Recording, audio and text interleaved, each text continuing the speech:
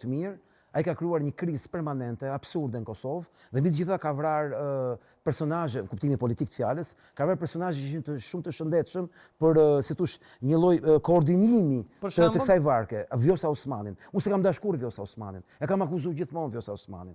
Por Vjosa Osmani duhet ishte presidentja e Kosovës, s'duhet kishte krizë Kosova, sepse ishte i vetmi person i preferuar nga administrata. Dhe arsyeja pse Albin Kurti ka 22 vjet që bën të njëjtën gjë me Amerikën dhe rastin e Vjosës e bëri që Kosova të mos ketë një busull orientuese. Vjosa ishte një busull komunikimi ndërkombëtar në një tsunam botëror ku ka rëndësi shumë si lëviz varkën, se mund të mbytesh.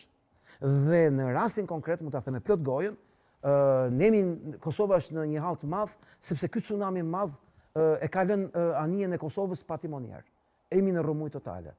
Albini nuk është një përfaqësues i cili mund ta mbajë një timon në kohë krize një vjeçare, që e ka krijuar ai, e mban ai këtë krizë, sepse kjo i duhet Serbisë, kjo i duhet armiqve të Kosovës, një krizë permanente që të jetë e paaft për të qenë në lojë. Kosova është jashtë loje sepse s'ka një qeverisje të njohur në nivelin e asaj që quhet lëvizje e çastit. Shqyr që ka interesa të mëdha që luan, siç është rasti i interesave ushtarake, që e mban Kosovën në kontroll, shqyr që ka një ndihmë ushtarake, në një kohë që Serbia është e gatshme për luftë. Po punon për luftë. A do bëj luftë? A Serbia vetë nuk e di. Aty do e di koha se do lëvizi. Askush nuk e njeh të ardhmen e sotme. Po zgjedhjet si i parashën në Kosovë? Si fatkeqësi e madhe kombëtare në Kosovë.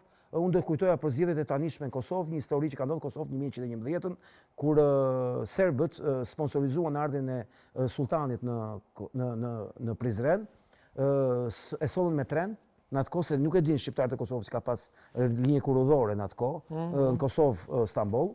Nuk e din, po ja kujtoj unë që edhe unë se kam pas ditë dhe kam mësu, dhe zbriti sultani, dhe kur zbriti sultani 100.000 shqiptar, përballë gjithë fotografëve ndërkombëtar, dhe midis kamerave, unë kam parë të filmuar këtë skenë midis kamerave të kohës, mendoj 111 me kamera, i kishin sjellë gjithë këta që të shifshin që në Prizren u ul popull, 100.000 njerëz u ulën tokë dhe u falen turqisht ke padishah. Në atë moment thanë, kufir do të jetë Prizreni, nuk do të jetë më ai që kishin menduar ata, që do ishte gjithë Kosova pjesë bashkë me Shqipërinë. Ky ishte një mallkim që i bën vetes, kur sapo i kishin varur me mira shqiptar të Kosovës kryendritje kundër perandorisë osmane, dhe ky mallkim do ta ndjekë Kosovën dhe në rastin e këtyre zgjedhjeve, ku ata do zgjedhin Albin Kurtin, do ja bëjnë vetes, po këtë do ta kuptojmë mas 10 vjetësh, kur të fillojë shpopullimi, të duket si në Shqipëri.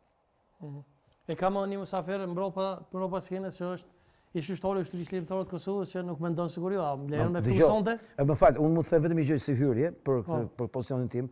Unë besoj shumë ke liria e shprehjes, po mendoj që liria e shprehjes është një fjalë rreme. Unë besoj ke liria e dëgjimit, jo e shprehjes. Për shembull, çdo thot, unë besoj që të gjithë ne kemi drejt të dëgjojmë gjitha alternativat. Unë do të dëgjoj dhe Hitlerin çfarë thot. Absolutisht. Por ama nuk ka të drejtë fjalë Hitleri, po ka mund drejt dëgjimi për të. Pra, Hitlerit nuk është se do të jepet liria e fjalës. Do të jepet vetëm mundësia që Altini dhe shokët e Altinit dhe kushdo tjetër të marrë ofertat. Të dëgjojmë ç'thot. Pra unë jam pro në mënyrë absolute çdo kujt që të ketë drejtën e fjalës dhe do luftoj fort për të drejtën e tij, kushdo që të jetë. Pse? Se ne na duhet të kemi ne drejtën e zgjedhjes se çfarë mendojmë dhe jo të na mësojnë të tjerët siç bëjnë televizionet që na tregojnë çfarë është e drejtë dhe çfarë është e gabuar. Prandaj vi unë këtu ke ty gjithë qef e do të gjitje për Altinit. A i ftojmë, edhe ajo është kogjë i guximshëm, po është pru kryeministrit Kurti.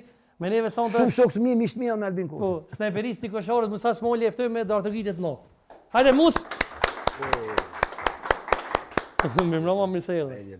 Faleminderit shumë që erdhe. Përshëndetje dashur. Respekte. Gjithashtu. Mus besoj dëgjova bisedën. Unë ndëgjova bisedën, edhe po him tim fill ndash. Pse? Po çfarë do kam qef. Okej. Për me hin tim ndëgjova mirë me vëmendje këtë burrën e Shqipërisë, jeni vllave im, po je vlla i djallëzuar. Unë jam shumë i ndershëm mbi këtë familje. Mirë, më vjen keq për te, po unë e them mendimin tim. E merr këtë cillës kam merr dhe tuam çe. Njo. Çka është kjo?